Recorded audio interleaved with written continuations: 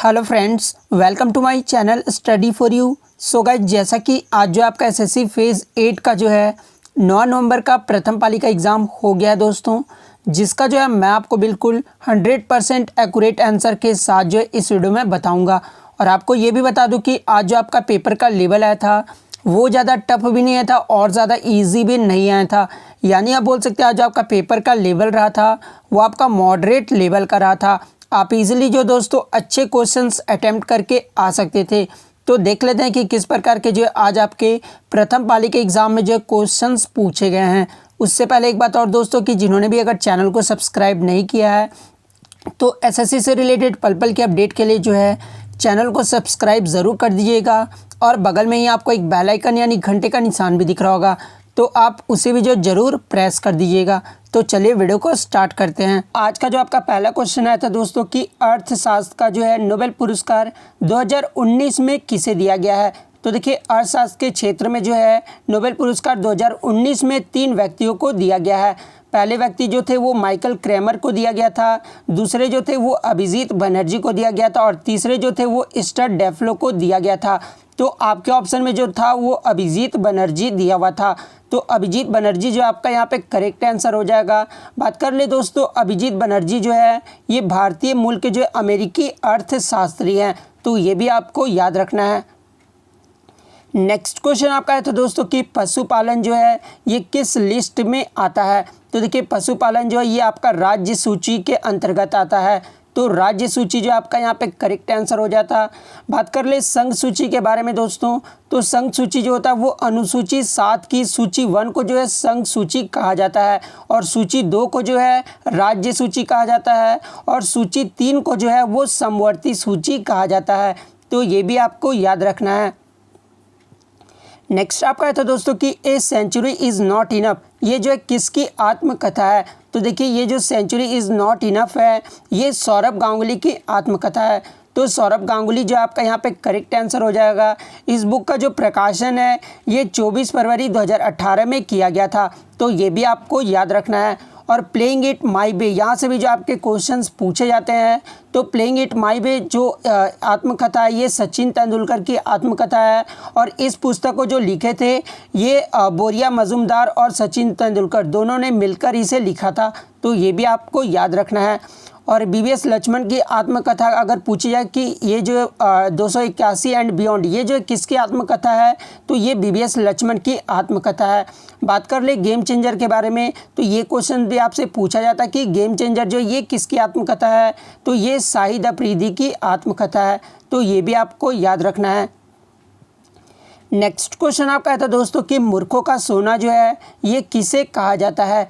तो देखिए, मूर्खों का जो सोना है ये आयरन सल्फाइड, जिसका फॉर्मूला जो होता है वो FeS2 होता है, ठीक है। तो आयरन सल्फाइड को जो है मूर्खों का सोना कहा जाता है। तो आयरन सल्फाइड जो आपका यहाँ पे करेक्ट आंसर हो जाएगा।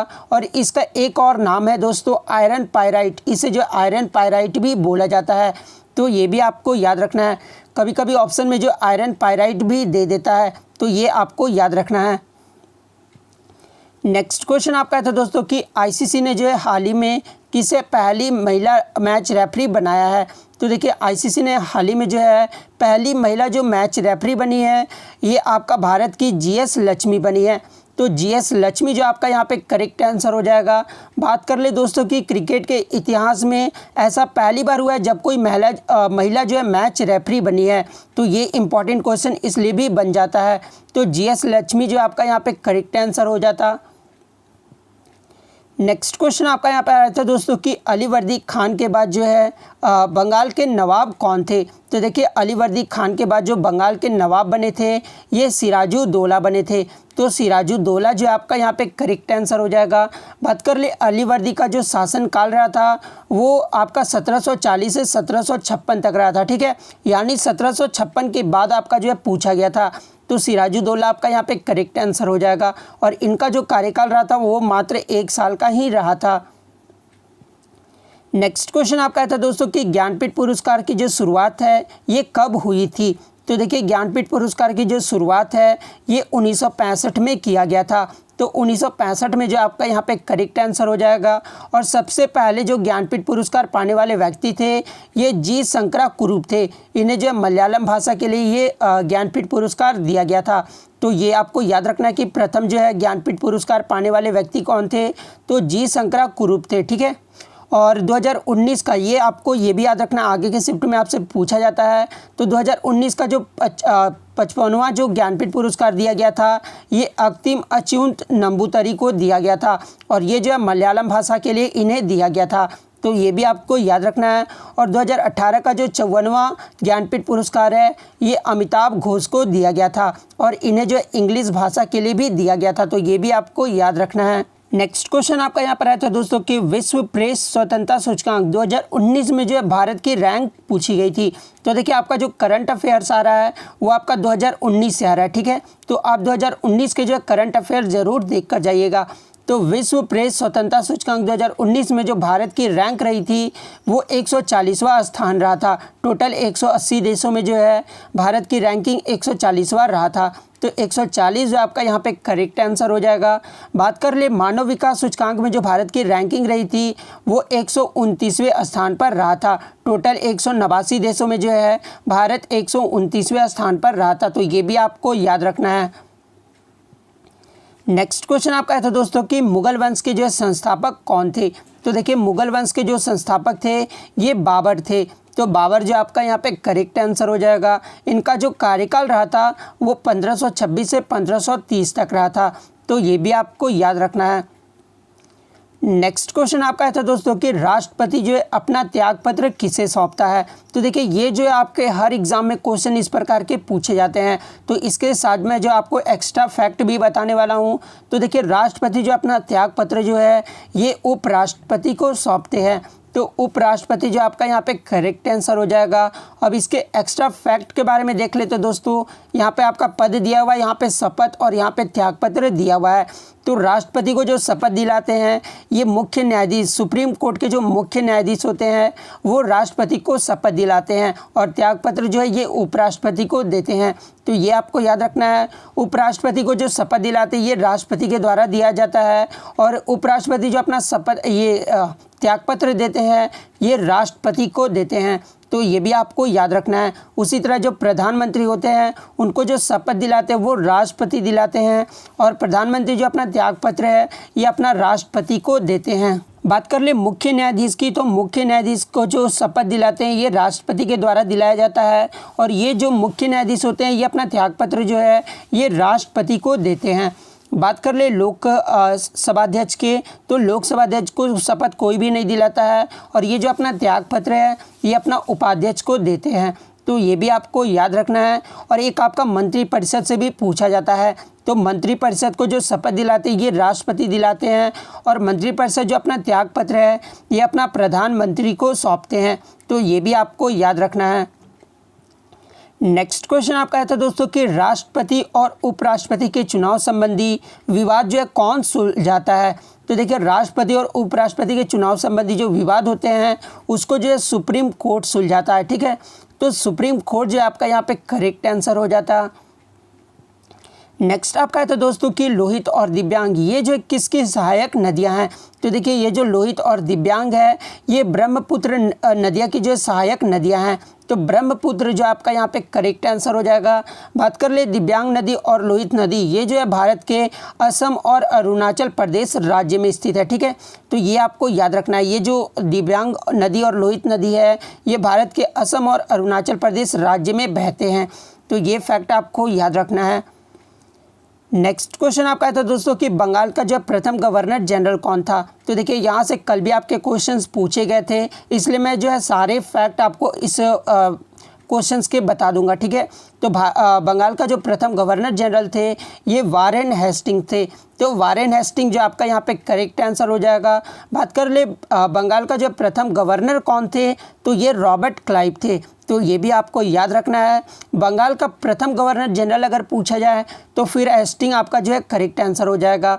भारत का जो प्रथम गवर्नर जनरल अगर पूछा जाए कि कौन थे, तो देखिए भारत का जो प्रथम गवर्नर जनरल थे वो विलियम बेंटिंक थे, ठीक है, तो ये भी आपको याद रखना है। ये जो बंगाल का प्रथम गवर्नर जनरल जो थे वो हेस्टिंग्स थे और भारत का जो प्रथम गवर्नर जनरल थे ये विलियम बेंटिंक थे। बात कर ले स्वतंत्र भारत का जो है प्रथम गवर्नर जनरल कौन थे, तो स्वतंत्र भारत का जो प्रथम गवर्नर जनरल थे ये माउंट बेटन थे, ठीक है। और स्वतंत्र भारत का जो प्रथम भारतीय गवर्नर जनरल कौन थे, तो ये सी राजगोपालाचारी थे, तो ये भी आपको याद रखना है। इस क्वेश्चन में आपको कंफ्यूज बिल्कुल भी नहीं होना है। नेक्स्ट क्वेश्चन आपका है तो दोस्तों कि यूनेस्को वर्ल्ड हेरिटेज साइट में जो है कुल कितनी साइट है, तो देखिए यूनेस्को वर्ल्ड हेरिटेज साइट में जो टोटल 38 साइट है, तो 38 जो आपका यहाँ पे करेक्ट आंसर हो जाता। नेक्स्ट क्वेश्चन आपका यहाँ पर है तो दोस्तों कि विश्व विरासत लिस्ट में जो है कौन सा शहर जोड़ा गया है, तो देखिए हाल ही में अगर पूछा गया होगा तो जयपुर, पिंक सिटी जयपुर को जो है जोड़ा गया, ठीक है। लेकिन अगर ऑप्शन में आपका अहमदाबाद, हैदराबाद, श्रीनगर, मुरादाबाद ये ऑप्शन अगर आपका दिया होगा तो अहमदाबाद जो आपका एक करेक्ट आंसर हो जाएगा।